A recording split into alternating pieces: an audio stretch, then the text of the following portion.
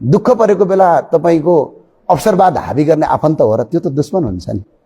आफन्त र आफ्नो मान्छे कतिखेर हुन्छ भने दुःख पर्दा काम लाग्ने, दुःख पर्दा खुट्टा काट्ने होइन।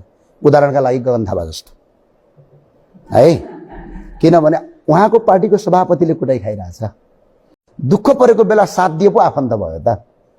दुःख परेको बेला तपाईको अवसरवाद हाबी गर्ने आफन्त हो र त्यो त दुश्मन हुन्छ नि। आफन्त र आफ्नो मान्छे कतिखेर हुन्छ भने दुःख पर्दा काम लाग्ने, दुःख पर्दा खुट्टा काट्ने होइन।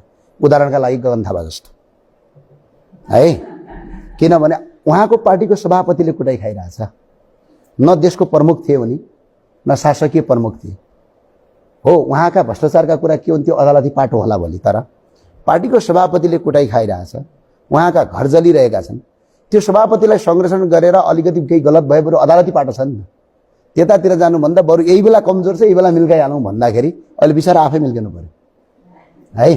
त्यो गरिँदैन। दुःख परेको बेला साथ